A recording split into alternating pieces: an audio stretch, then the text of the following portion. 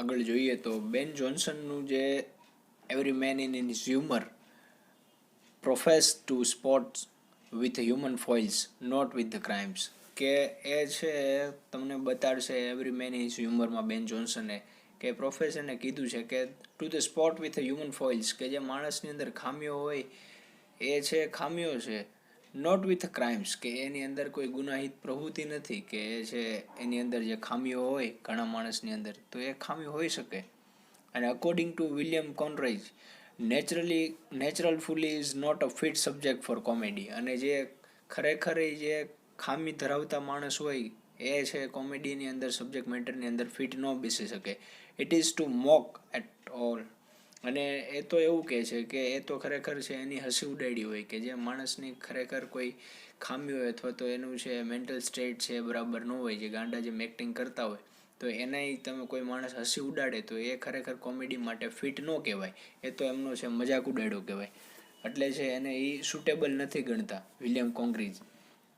This seems to have been followed by Shakespeare also, અને Shakespeare પણ આ જ વસ્તુને છે ફોલો કરે છે. The theory of Jonson seems to be the more advantageous as it has a wider scope, અને એમની જે થિયરી છે એ મોર એડવાન્ટેજિયસ એટલા માટે છે કારણ કે એમની પાસે છે વાઇડર સ્કોપ, બહુ વધારે પડતો વ્યાપ છે જોવા મળે છે, એમની પાસે બહુ વધારે સ્કોપ છે.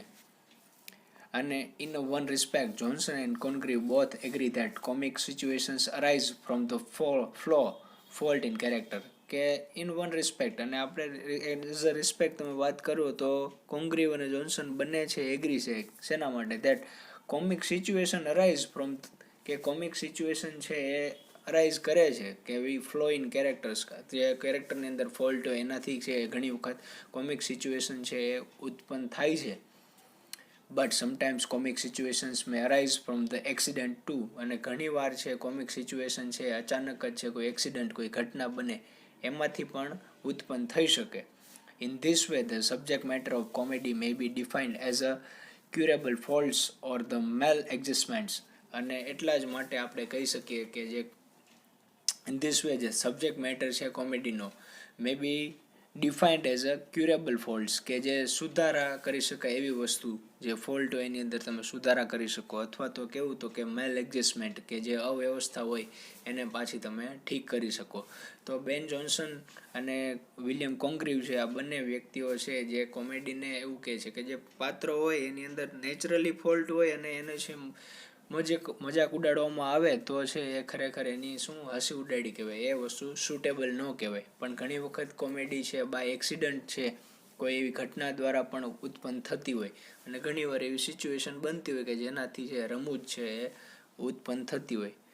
તો આગળ જોઈએ તો Yet it is a matter of mistake to condemn any comedy for its subject matter and lack of morality in it. કે yet it is a matter of mistake, કે ખરેખર એક મેટર ઓફ મિસ્ટેક કહેવાય કે તમે કોઈ કોમેડીની છે નિંદા કરો એના સબ્જેક્ટ મેટરના લીધે, અને lack of morality in it, કે જો એની અંદર તમે કોઈ નૈતિકતાની છે કમી અથવા તો ખામી નીકાળો તો એક પ્રકારની એ મિસ્ટેક કહેવાય, નિંદા કરવી કહેવાય. It is not the function of comedy to teach moral, કે કોમેડીનું ખરેખર ફંક્શન છે કોઈ મોરલ વસ્તુ શીખવ, કોઈ નૈતિક વસ્તુ શીખવવાનું નથી. કોમેડીનું ખાલી મતલબ શું છે કે માણસોને એન્ટરટેઇન કરવું.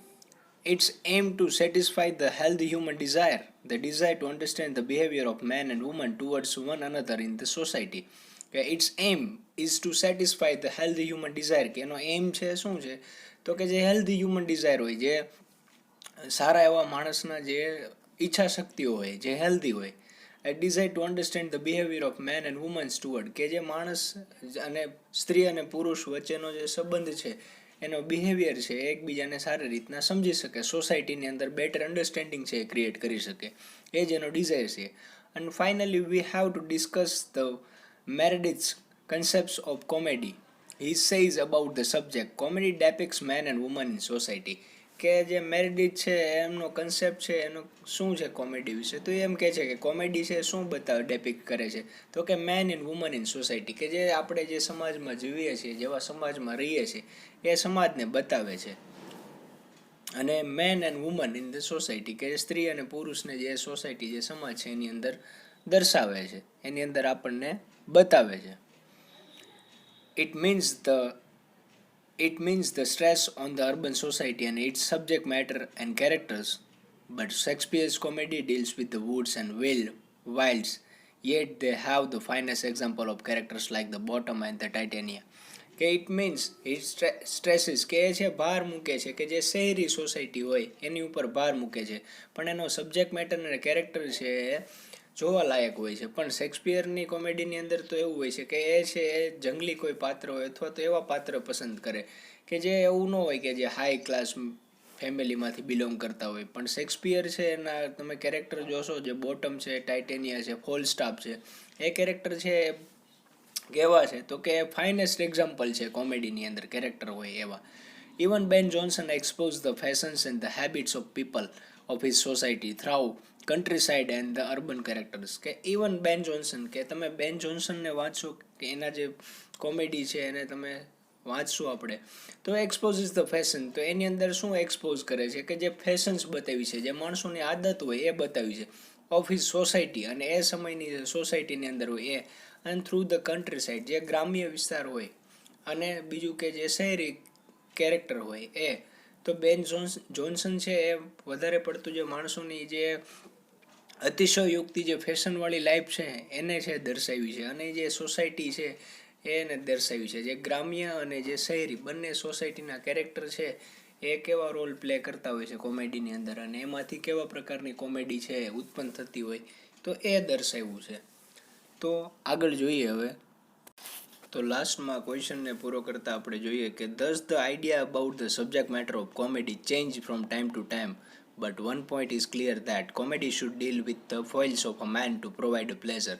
કે thus the idea about the subject matter, કે જે સબ્જેક્ટ મેટરનો આઈડિયા છે કોમેડીનો એ ટાઈમ ટુ ટાઈમ છે બદલાતો રહેશે, પણ એનો પોઈન્ટ છે એ ક્લિયર જ છે કે શું that comedy should deal with the foibles of mens, કે જે માણસની અંદર જે ખામીઓ હોય, જે માણસની અંદર જે મજાક ઉડાડે એવો સ્વભાવ હોય એ છે શું એના લીધે માણસોને છે પ્લેઝર મળવું જોઈએ, એ છે એના લીધે માણસોને છે આનંદ મળવો જોઈએ. તો કોમેડીનો મુખ્ય જે મતલબ છે એ જ સરીને આવે છે.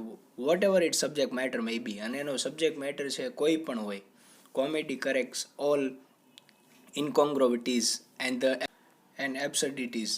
કે whatever it subject matter may be, કે એનો સબ્જેક્ટ મેટર છે કોઈ પણ હોય કોમેડીનો, પણ કોમેડી છે કરેક્ટ કરે શું કરે તો કે જે અસંગતતાઓ હોય અને જે એબ્સર્ડિટીઝ, જે કઢંગાપણું હોય જે માણસની અંદર હોય એ વસ્તુને એ શું કરે કે તો સ્ટેપ બાય સ્ટેપ કરેક્ટ કરતું જાય, કે ધીમે ધીમે ધીમે માણસ પછી એક્શન કરવાનું બંધ કરી દે છે. કે એક વખત છે કોઈ વસ્તુ ભૂલ થઈ જાય અથવા ઇન્સિડન્ટથી કોઈ કોમેડી ઉત્પન્ન થઈ જાય તો કોઈ માણસ છે વારંવાર એ વસ્તુને રિપીટેશન નહીં કરે, એટલે માટે કોમેડી છે એ વસ્તુને કરેક્ટ કરશે.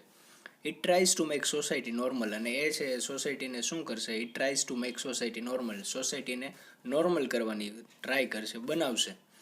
It is also true that the comic dramatist sometimes puts more emphasise on the treatment then the theme. અને ઘણી વખત એવું સાચું કીધું છે કે જે કોમિક ડ્રામેટિસ્ટ હોય એ શું કરે છે, પોતાનો વધારે પડતો એફર્ટ છે, પોતાનો વધારે પડતો ભાર છે એમ્ફેસાઇઝ એની ઉપર, તો એની જે ટ્રીટમેન્ટ, એની જે કોમેડીની જે સાર સંભાળ છે એની ઉપર રાખશે, એની થીમ કરતાં પણ વધારે. પણ ખરેખર મહત્ત્વની છે કોમેડીની થીમ છે, કે એનું થીમ છે, એનો પ્લોટ કન્સ્ટ્રક્શન છે એ સારું હશે તો જ માણસને સારી એવી કોમેડી છે એ મળશે.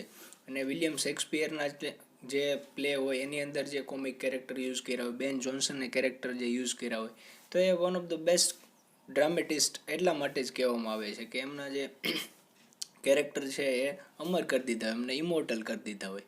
તો અહીંયા જે આપણે કોમેડીને લગતો જે યુનિટ 1 હતો એને કોમેડી ફોર્મ છે એને આપણે પૂરું કરશું. હવે જે યુનિટ 2 છે એ આપણે જોશું નેક્સ્ટ લેક્ચરમાં.